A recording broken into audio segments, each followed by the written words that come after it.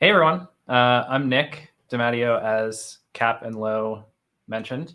I'm the creator of HULL, a headless Shopify starter built on Next.js and Sanity. And today I'm going to talk a little bit about some of the cool features specifically related to Sanity within the starter. What I'm going to focus on is modules and modularizing everything. So if we look at the HULL demo, which is at hull.dev. So if you want to follow along, everything you see here is a module on the page. So this top section is a hero module. This section here is what I call a content grid module. This is a marquee module, and it goes on. So every one of these sections is composable within Sanity to create the page. And actually the pages themselves are also dynamically generated, no matter, even if it's a static page like your home page or your 404 error page. They all use the same document type. And then, like I mentioned, the sections on the page are, modules that you can kind of reorder, add new ones, do whatever you want with. So to kind of show you the backend and Sanity, to kind of show a one-to-one of this, if we go into the desk here and we go into pages and check out, say, like the home page, you'll see here the content lines up one-to-one with what you're seeing on the front end. So again, you got your hero, your content grid, the marquee, and so on.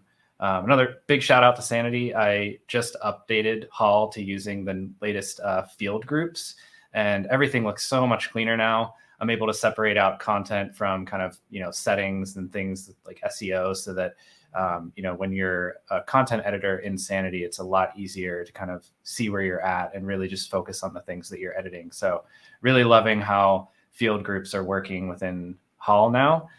So huge ups to Sanity on that. So now that you've kind of seen the back end of Sanity visually and the front end visually of how the sections kind of look, I kind of want to dig into the code for that. So let's take a look at how we actually build out these pages. And like I mentioned, this is using Next.js. So a lot like Mario mentioned, we're using get static paths to generate those unique pages. But the big difference between what Mario talked about and what I do is I actually use catch-all dynamic page routes. So the difference between that and just regular old dynamic page routes is it allows you to create nested page URLs. So if you don't want all of your pages to live at kind of the root domain name, you can actually create nested page links. So if it's like /foo/bar rather than just /foo, you can do things like that using catch-all dynamic page routing. And the only difference is you still use that bracketed approach with your file naming convention, but you prepend it with 3 dots. And then the only other difference, if you remember from Maru's talk, she was also fetching all of her page slugs from Sanity and then just kind of applying those in the get static paths return object. But with a catch-all route, the slugs are actually put into an array. So that's why when you're looking at this code here, you'll see that we're using a get all doc slugs, which is just fetching those page slugs. But it's actually then taking them and splitting them by any kind of forward slash that we have and generating that array before passing that back into the slug parameters. So that's how we're creating all of our routes in HULL using Next.js. Now the data, again, like Mario had already gone over, so I'll kind of breeze over this, is we're using get static props, which we'll revisit. But the difference is that I'm actually separating out my page content into 2 different objects, the site object and a page object. And the reason we do that is because it powers 2 of the main components on the page, and that's a layout component. And this is just to handle things like global data for SEO,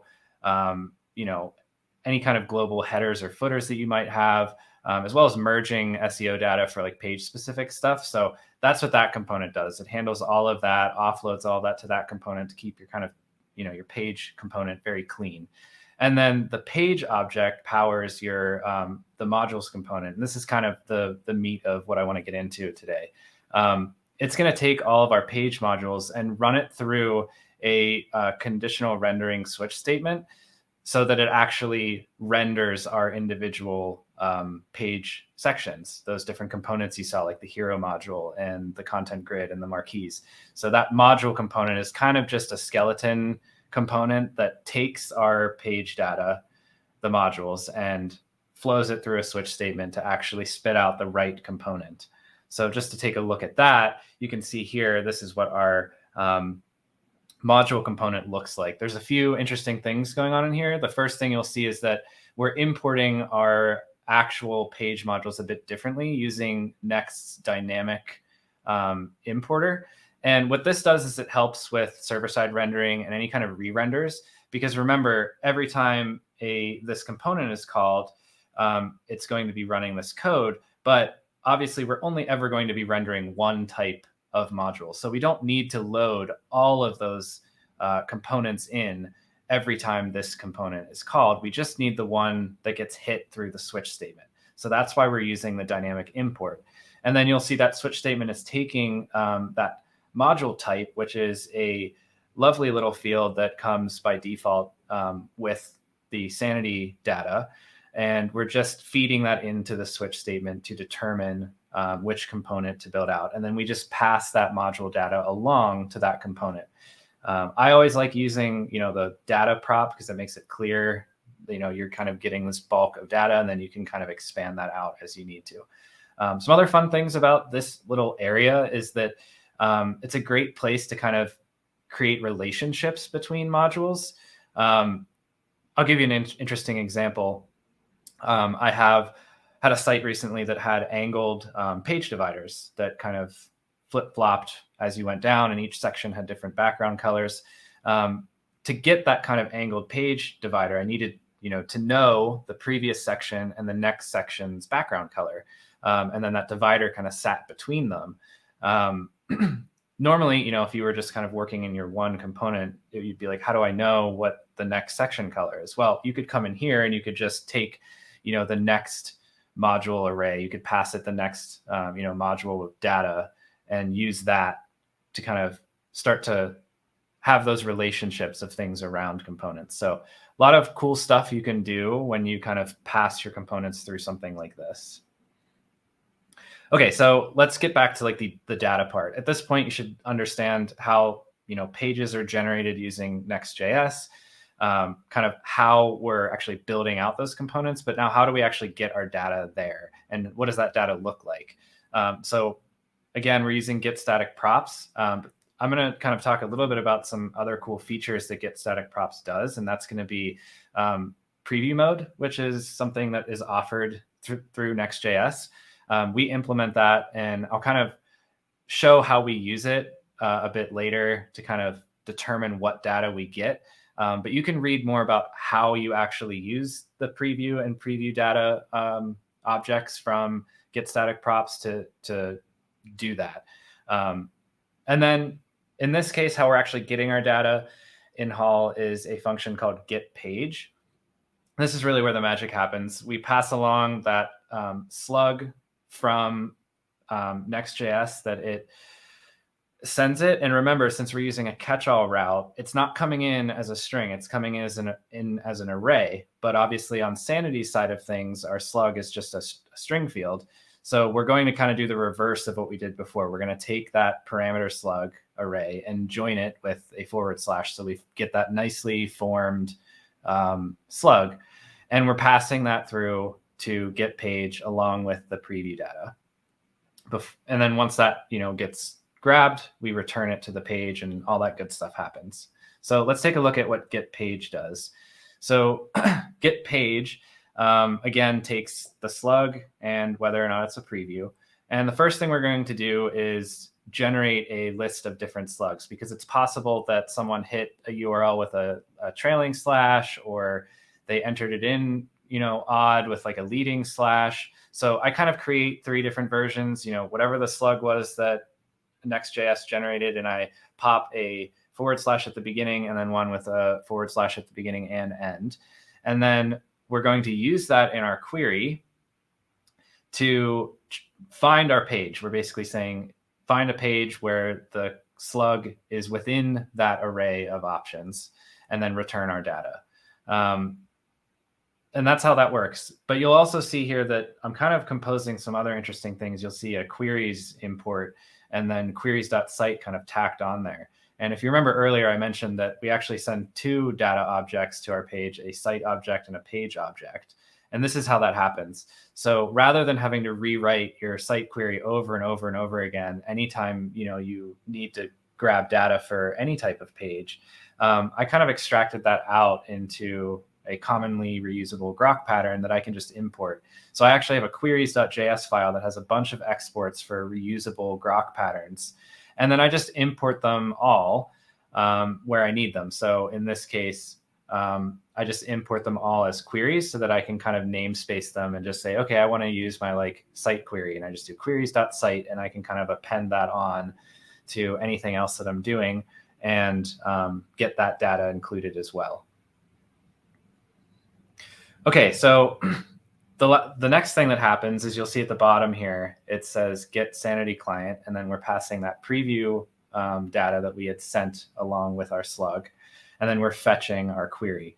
So get Sanity client is a little bit different than just using the default Sanity client that you could import from Sanity directly. So the reason for that is because of this preview mode that I mentioned.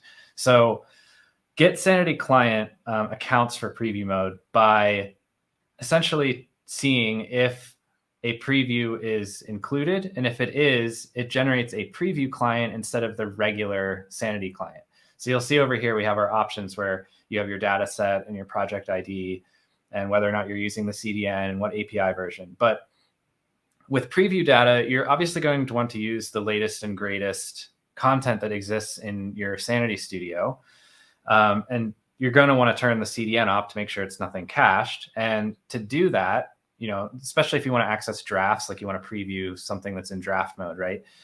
You'll need to pass a token along with that, which was included in that preview data that we sent before. So that's kind of what's happening here. You'll see get Sanity client checks to see if a preview is active. And if it is, it's going to return a preview client instead of the default Sanity client. And you can see here, it's basically spreading those options in with turning the CDN off and that token that was included with it. So that's kind of how you can kind of do interesting things and using different client setups when fetching from Sanity. Okay, so the big thing here is the modules, right? Back to what we were talking about. The modules query is also added to that queries.js file. Now, all of the modules use that type field. So you can see over here, it's kind of included at the very top. But then we're going to be using a cool conditional projection in GROQ to isolate related data to each module. So you wouldn't want to just have every field for every module listed out in this modules GROQ here. Instead, you can kind of bucket it, right? So if the module that you're getting is the grid module, you would pop in all of the associated fields for that. Same with like a hero one or a divider photo or any other kind of modules that you have. And then just like I mentioned earlier with the global site query that we include, you can just then pop all of that in here. So anywhere you're using, a modules array, say you have a different doc type than pages, say it's like blog posts or something, and you want to do the same setup. You don't have to rewrite this. You can just, open your modules array and then drop that queries modules pattern right in there. And you've got all the same data. And that way, if anything, let's say down the line, you need to add something to one of your modules, you don't have to go in and change it in every little place that you're using them. You can just go to that export modules variable and just adjust it there. And everywhere you're using that, it'll be reflected. So super cool. Okay, so kind of putting it all together now, you have your page in Next.js. That's the catch-all dynamic route, which is going to send that slug and any preview data to our get page function. That get page function is going to then pass that along to take our query and pass that along to the Sanity client to actually fetch the data. It's going to then return that data to our catch-all route page. and then it's going to render those modules on the page, and you're done. So super easy way to kind of build that stuff out. But bonus thing here, there's another cool thing that you can do that I wanted to show you guys. Right now, before we get into this, if you were to add sections, right, you would just do it normally through Sanity. But say you have a section that you're using on a lot of pages. Maybe it's a call to action at the bottom of the page. Maybe it's a set of like featured products that you want to show everywhere. You'd have to go into every page and create those. Instead, what you can do, and what this kind of is going to get into, is you can create reusable sections. So I've created a new document type called section that exists within Sanity that has the same module options as a page would for its page content. You can see it down here. And I've actually set up one called featured products that is just a marquee module. You can see here I have all those same options that you would have on a page. I can only add one though. I can give it a name for my own reference point, save that. And now what I can do is on any page, I can come in here, and I also still have those same options, but you'll see a new option at the bottom called reusable section. And here it's just a reference field. So I can reference any one of those created reusable sections and drop it into this page. So now my old marquee, which was just kind of static for this page only, I can kind of remove that, and I can actually move my reusable marquee into that. And now I can use this section on any other page I want. And you can see here, if I publish this and I open preview, we'll see our new section gets flowed right into that. And there's some cool GROQ stuff happening to make that work. So if we scroll down here, you'll see here's my new module with my 4 new products that I can use anywhere I want. And the other cool thing is, if you do add it to a bunch of places and you're like, oh no, I have a typo, or I needed to actually change something. Now you don't have to go into every page and change it one at a time. You can just come into your reusable section and edit that one reusable section, and it'll update everywhere you're using it. So, and the big thing here is actually the GROQ query and how this gets flowed back into your modules data that you are returning from Sanity. You'd think that because it's a totally different type of section, it's a reference to some other document, you're gonna have to change all kinds of stuff on your front end with how you're forming that data and sending it to that modules, or that module component, right? You don't actually. So instead of just tossing your modules array in your GROQ with the queries.modules pattern, you're actually going to break it out into these 2 different things. And what this defined ref is doing and this not defined ref is doing is it's basically first checking to see if the section that you're adding to this module is a reference, or if it's just one of those kind of static modules. If it's a reference, we're actually going to expand that reference and take the content piece, that single array item that we have, and just expand it into our existing modules query. Otherwise, if it's not, just go back to our regular old queries module. And again, because they're using the exact same set of modules, whether it's a static one or a referenced one, we can use that pattern again. So we don't have to have duplicate GROQ query code. We just have to have one. And this is how you kind of add it to your schema in Sanity. So you can see here's my array of modules, and I have a bunch of different types. And all I've done is added a reference type to our type of section. And that's it. You don't have to change anything else on your front end in order for it to render those reusable sections just like they would if they were a static section from an individual page. So with that, you can do anything you want, and it definitely helps to be able to modularize everything, to create your page content. If anyone has any questions, pop them in the chat. looking forward to hearing what you all think.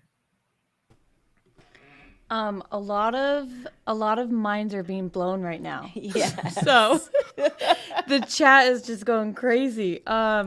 Great stuff. It's funny because a question would pop up, and then like 2 minutes later, it would disappear because you would answer it. So Yeah. so you kind of took care of all the questions that were being asked. And then someone even said like, "Oh, he read my mind," and so it was already That's great. answered. But great stuff. As developers, we love reusable stuff. So being able to just like change it in one spot is always so convenient. You don't have to waste your time going all over the place. Exactly. There was a question if we could get the link to the slides. Yeah, definitely. Okay, cool. So we will put it in when we get the link to the slides. We'll put it in the Meetup channel.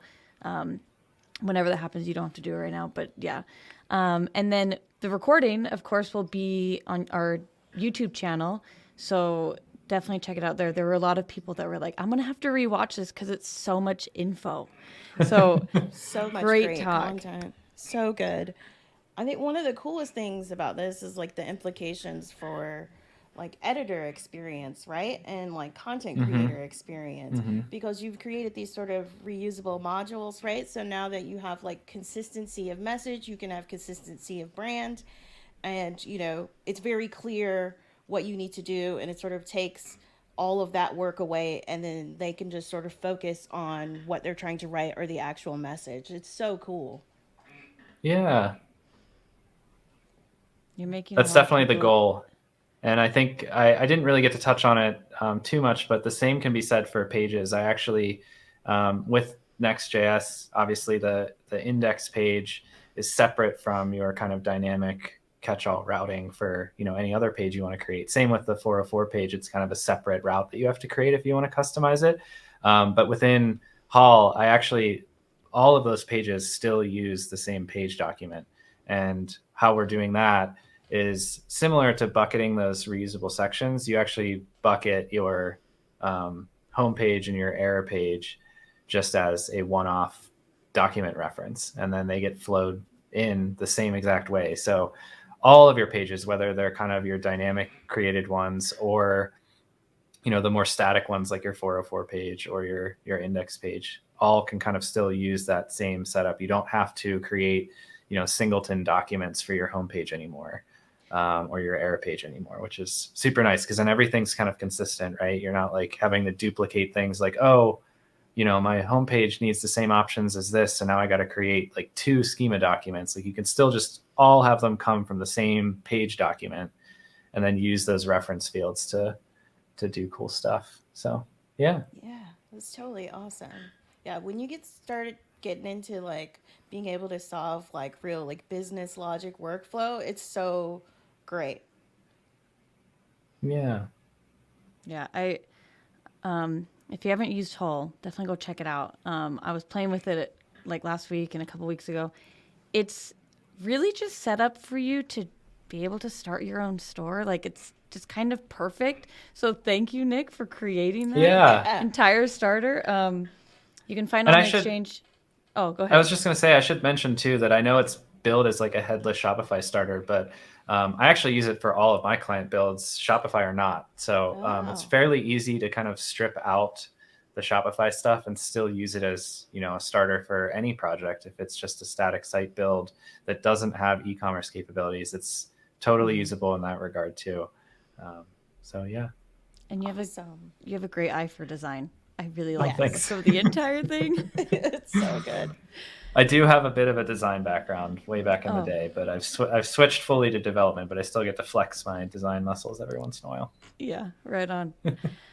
Right on. Well, thank you so much for joining. And of course. a lot of developers in the chat are saying now I need to re-engineer my entire site. So, well, if anyone has questions, I'll be in Slack answering. So feel free to shoot me messages and we can chat there. Right on. Thank you so much, Nick, and we will see you in the Slack community. Definitely. Thank you guys so much for having me, and we'll talk soon. Thank you.